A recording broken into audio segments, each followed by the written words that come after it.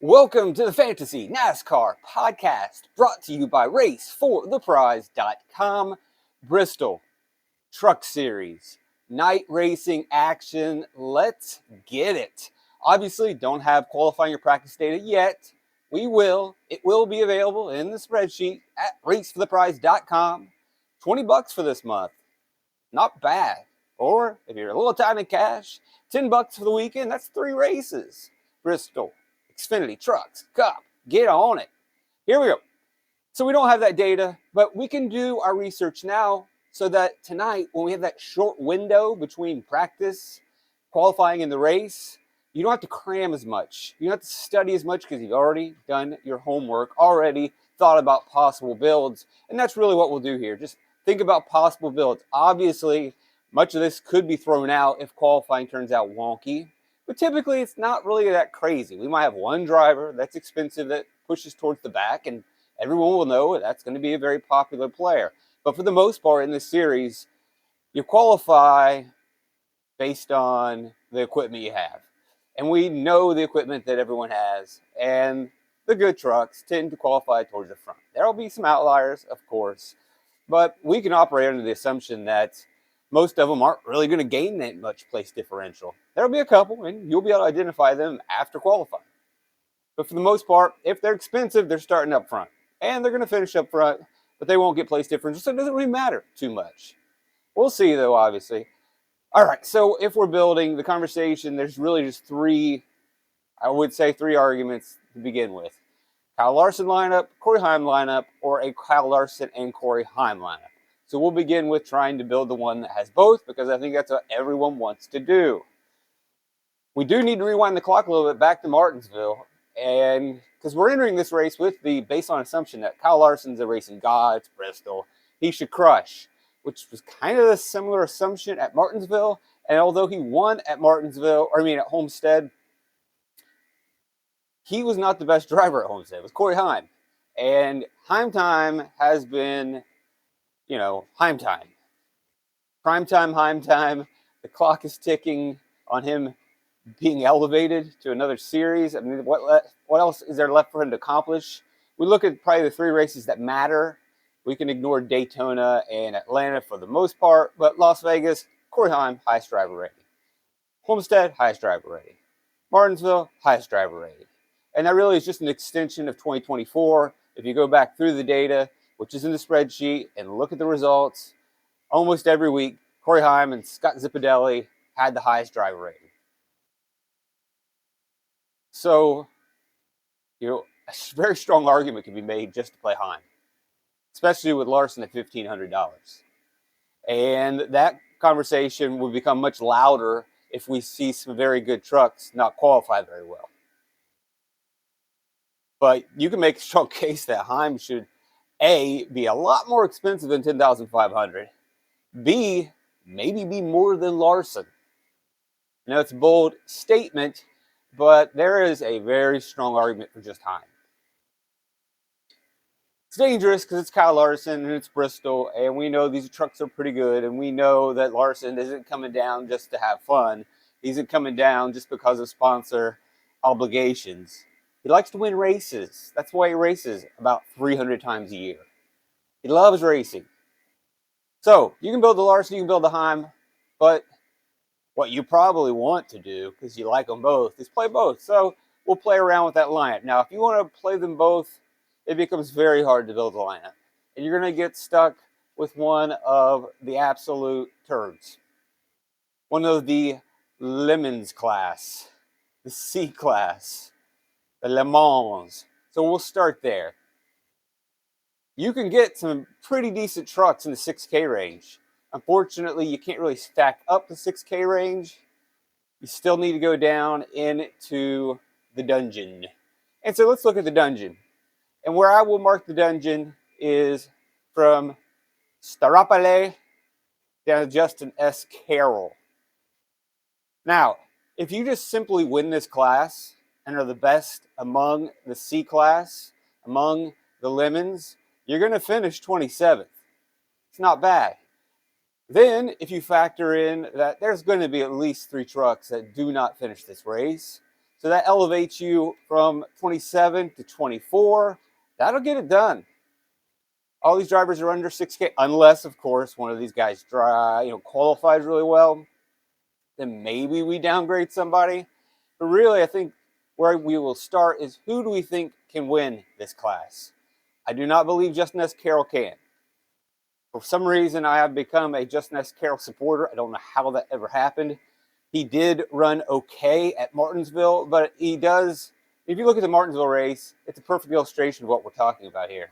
It's that he just goes out there, turns laps, runs a little bit better than the rest of the jokers in this class, gets some attrition points because other people wreck, and so he ends up finishing really well at 18th. 28th was where he ran, so again, he would have been right here up at the top. And I don't think that's too much of a stretch. The one place where I always argue that the local from North Carolina runs those small tracks, shows up every once in a while on them.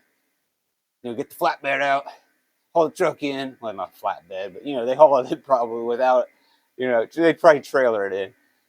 And he just runs towards the top of the class, gets some attrition, and boosts up. And we see that with several of these guys at Martinsville, and so several of them probably will come through. It's Bristol. You just need the equipment to stay in place. So that's something you might want to elevate, is equipment-wise. Again, you can see that with Spencer Boyd. Classic example. He's been doing that for his whole career. Just kind of stay out of harm's way, manage your equipment, and then in the end, do a little bit better than the other trucks that are bad that break down, and the good drivers who are actually racing that get into incidents. So who could we get behind? I'm not getting behind Carroll. I'm not getting behind Benning. We're not getting behind Malozzi. Rayum's where we start to think. Muniz is where we start to think. I'm probably not going to support Nathan Bird not doing much in his limited amount of races with Young. I know Young Motorsports, once upon a time, was a truck that we could trust. It's more of an Xfinity car that we can trust now. And the truck series has become just an absolute afterthought. Boyd's always going to be that possibility. Tony, no for me, no for me, no for me. Although she's not running terrible. Maybe I probably, this does feel like a week where I've always quickly dismiss her, but she was, let me look, we'll pull it up on the screen. I just worry about her at Bristol, and so she does have quite a bit of Bristol experience in the ARCA series. ARCA is not going to really tell us a lot, but one thing it will tell us is she was always in a Venturini car. She always had a pretty solid Toyota equipment. She never got a top 10. She never really finished in the top half of the field, and she never finished on the lead lap. She does have a little bit of experience, and she has run halfway decent for maybe what we expected. It is a Tricon truck, but man, it is just not good. These results are, obviously her having really big marquee sponsors has landed her right in the truck series. And she's always had pretty good sponsors. I mean, look, it's Sunoco last year. She has Sunoco this year. She has Raising Cane's, and she has another big brand that backs her. That's why she's in the truck. Though she should be able to finish ahead of these clowns. I hate to call them clowns, these lemons. But man, it's hard to trust her. I don't think I'll completely wipe her off the board. But if she does qualify pretty well, which she could do, and I hope she does, so we can ignore her, because her truck clearly is going to have more speed.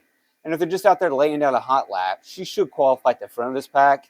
And at that point, I'm glad and I can stay away. Pat, he had a good result last week. We don't know too much about this truck yet. But he kept it clean at Martinsville. Finished 20th. He's going to be a possibility. What about the actor? Are we really going to talk about Frankie? Yeah, we're going to talk about Frankie. Frankie goes to Bristol. So if we look at Frankie, he does have an ARCA race. Finished 23rd. Did not finish the race. That's not very appealing to us, but at least he does have some laps at Bristol. He hasn't been terrible this year. He's running towards the top of that Lemons class, finishing a little bit forward. Had his issues at Martinsville, both Radium trucks had issues at Martinsville. I don't know if that was such much of a mechanical failure as it was just the drivers didn't know how to drive at Martinsville. He wheel hopped, really struggled in practice, was using up his brakes. I think that he and I think it was Malozzi was in the other race. Or no, who was the other? Doesn't really matter at this point. I think the Radium trucks probably would have been fine with skilled drivers, but you had Munez and the other clown just using up the brakes, really eating up their equipment, and they didn't finish the race. I think at some point they just said, look, man, you're tearing us apart. Let's just park this. We're not going anywhere forward. This is just not the racetrack for you, and it's not doing any more harm to the car. Otherwise, you look at Munez's finishes at Homestead, 24th, we'll take that. 24th at Las Vegas, we'll take that. Kind of halfway decent. He does have a little bit of Bristol experience, but in truth, though, if we're going to worry about Tony at this track, then we definitely should be worried about Frankie at this track. But he is on my board. So down here, we got Tony, maybe. Pat Starfish. Yeah, that's Patrick Starfish. Tony, yeah, it's a possibility. And these are just straight puns. I think maybe the deciding factor is going to be place differential, who's starting first at the back. I kind of really like Rayum, though. Rayum's going to get the truck this week. Play it safe. Stay in the back. Get some attrition points.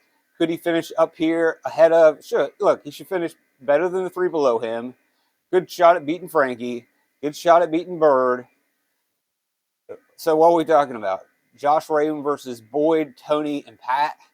We don't think Josh and his equipment can get it done. And you're getting him at 4,900.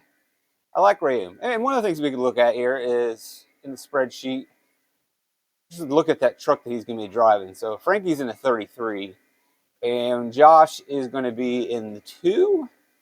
No, that's Maluzzi. He's going to be in the 22, right? The Rayum / Sawinski, I think Max Siegel might even be in the mix slightly, a bit, not that much. That AMS team. All right, so if we look at this truck, what has it done lately? At Martinsville, like I said, it was Alan Waller. They ate the thing up. Keith McGee at Homestead, not the greatest finish. It's Keith McGee. Rayum, though, at Las Vegas, 28th. And we don't really care about the plate races. But the equipment hasn't been too terrible. Like to see a little bit more laps on the car. The one time they did finish on the least laps of Atlanta, so it doesn't help us out too much. He did go 132, 134 at Las Vegas. Could be worse. It's not fun, but that's where you're going to end up. So maybe you're saying, like, look, do we really have to get down into this dungeon and dig in these weeds? Well, maybe not. You really like these guys in the 6K range. I mean, we start with Andre Perez. Spire truck for $6,000. Not a bad little ARCA racer. What is he doing this year? Not bad finishes for $6,000. Just finished 7th at Martinsville. Running inside and around the top 20. Not bad for a rookie. At $6,000. I like you much more than I like Dawson Sutton. Sutton's not running too bad either. The Rackley truck, they want to win races. It's kind of a home race for them, located in Tennessee. Nashville probably will be the closest, but still, he's getting more experience. He's only been racing for a short time. He's got a big-time crew chief in Chad Kendrick. These numbers aren't that much further back than what Benedetto did with it or what Ty Dillon did with it. Sure, he's a downgrader for those guys, but at 6,100, that's fine. He's a possibility. Jack Wood's always all over the place, but it's a great truck, and he can put together some decent races from time to time. But again, to get a McAnally truck at 6,200, when we have to spend up for Heim and Larson, yeah, I think we should be all about that. Luke Finhouse is a short track legend not legend, but he's running pretty well. Short tracks across the country in the Midwest. Put together some ARCA wins. Solid driver. We just worry about the quaternary? It's not even the quaternary. It's the, there's what? Secondary, tertiary, quaternary. What's 5? Centenary. I don't know. The bottom of the Thor trucks, even the middle of the Thor trucks, really aren't that great anymore. But at 6,300, it's worth considering. And there was a time where Thor and old Mike Kerr were putting together just a whole solid stable. That was a long time ago. He's not going to be in the greatest equipment, but it's okay. Now, McAnally truck, better. Spire, better. But you could maybe make the argument that Finhouse is the better driver. But you can also make the argument that Wood's got more experience. Maybe even Perez does as well in this series or in national series. But all look good to me. And really, there's a deciding factor. Sure, I think the practice times will probably look the same. And unless one comes into practice and just looks terrible in practice, then it's going to be place differential that pushes you one way or the other. Now, interestingly enough, for just a little bit more, you get Matt Mills. Now, we know Matt Mills from way back in the Xfinity series, and now he's been in the truck series for the last couple of years, and it just hasn't worked out. And last year, he would show speed in practice, look good for half the race, and something always went wrong. We got Mike Shiplett, one of the best crew chiefs in NASCAR history. You put him up there, who fallen on hard times, down slumming it with Nice and Matt Mills, but they've kind of hit on something this year. If we look at it, running right there outside the top 20, but unlike last year where he wasn't getting the finishes, he 22nd best, but ends up finishing 16th at Las Vegas, 18-14. 23rd at Martinsville, gets that bump like everybody else that keeps it clean. Fortune is on Matt Mills' side, it appears, finally. So at 6,500, he's absolutely in play. Bailey Curry, went through multiple crew chiefs, suffered a lot of mechanical issues last year, kind of tidied it up by the end of the season. Bailey Curry's definitely going to be an option as well. Has a lot more upside probably than Matt Mills. Can occasionally get in the top 10.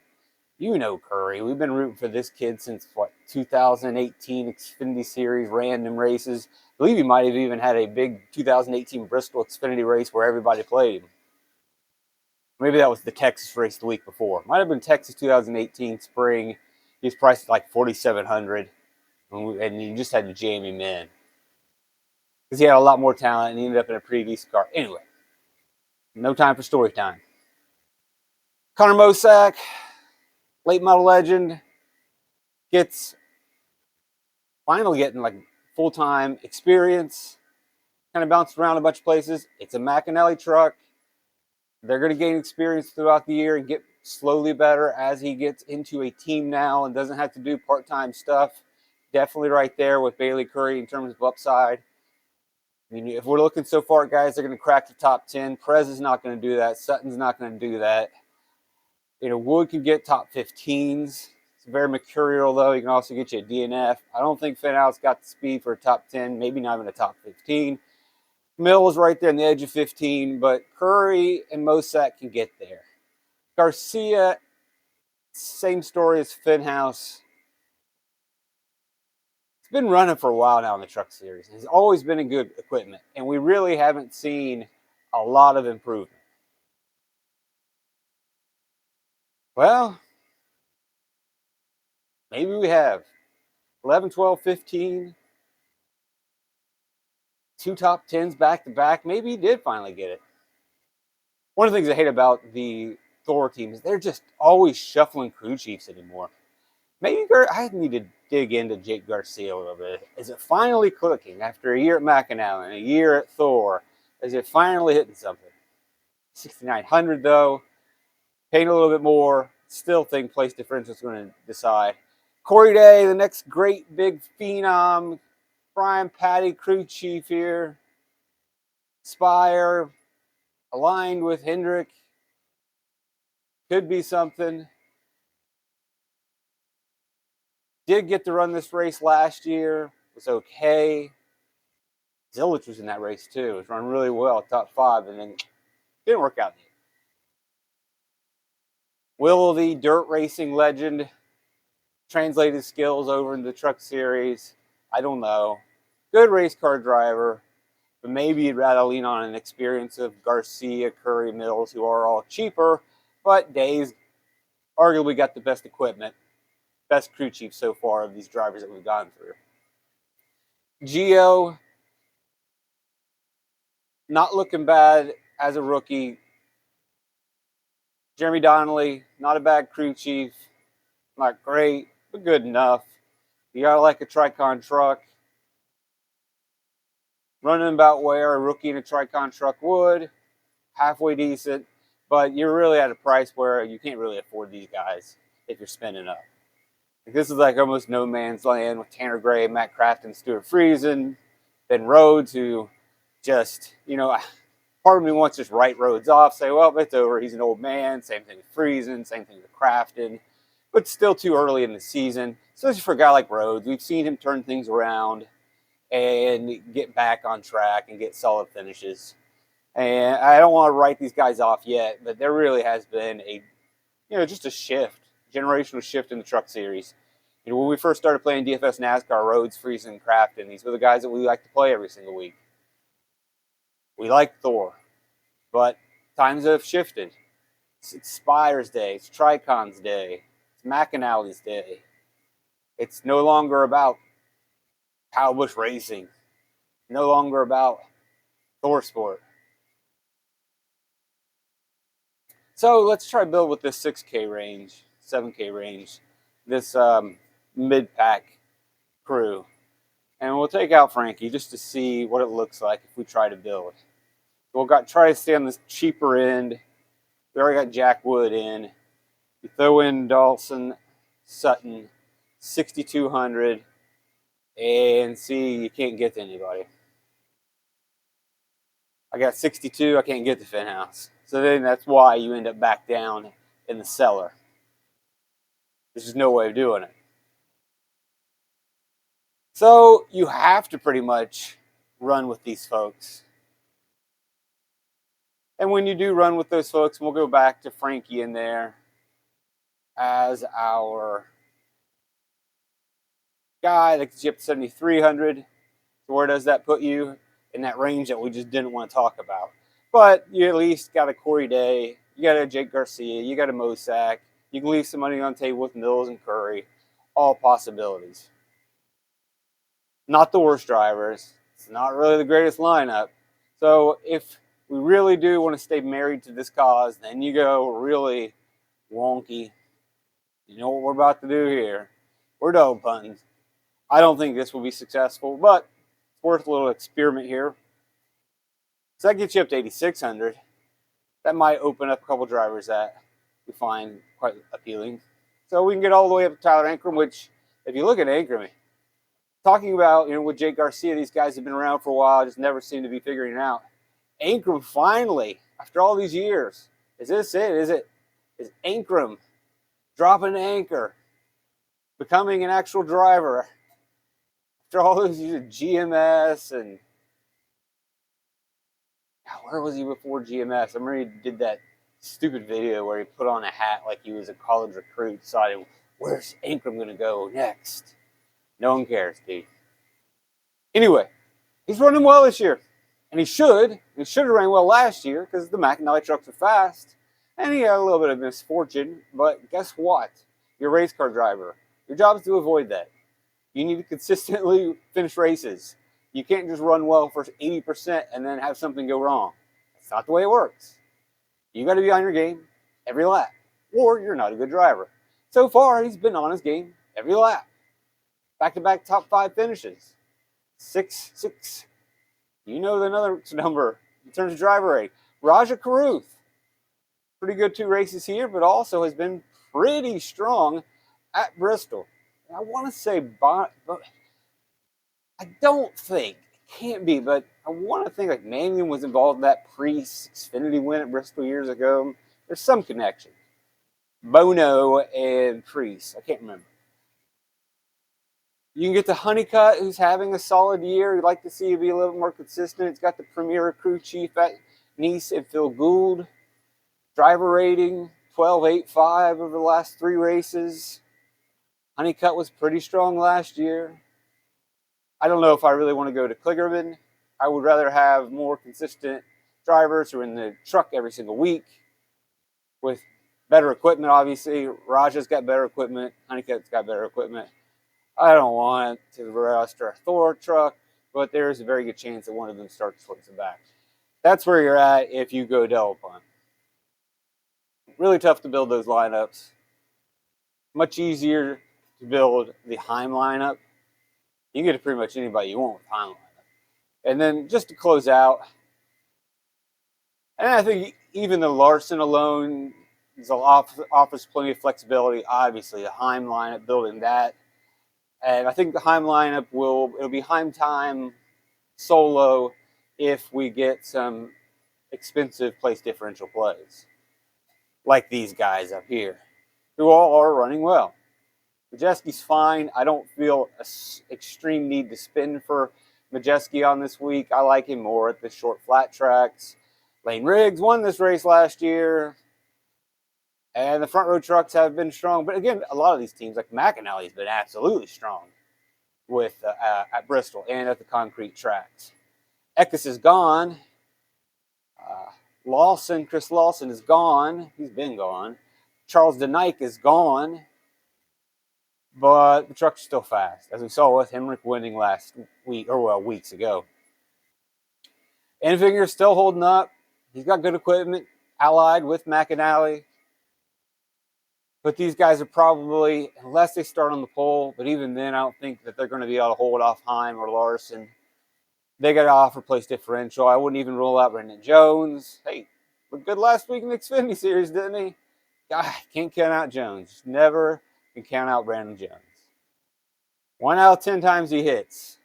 And that's the 1 out of 10 times you didn't play him. 9 out of 10 times he hits the wall. That's life. Or maybe he's figuring it out. It's like Ingram's figuring it out. Maybe Jones, finally, after 3 decades in racing or whatever it's been. Guy still looks 12, but we all know he's 72. Finally figuring it out. Guy's older than Morgan Shepherd. Like Norm Benning. Anyway, probably going to have a hard time getting in these guys. I mean, if for whatever reason, if I just had to rate them real quick, I think I like Lane Riggs the most after his phenomenal race last season in the fall race. That would be probably my number 1 guy. Maybe Chandler Smith, but I think Chandler Smith, his teammate there at front row, is also experiencing the same growth pattern of, we wanted Riggs to be super hot when he came in as a rookie, taking over Zane Smith's seat, and just took him time. And I think you just got to allow time for Chandler Smith to get it together. Well, Daniel Hemrick didn't need any time. No, I guess he didn't really necessarily need that much time. But I mean, Daniel Hemrick, he won, but he hasn't been elite. He's been good.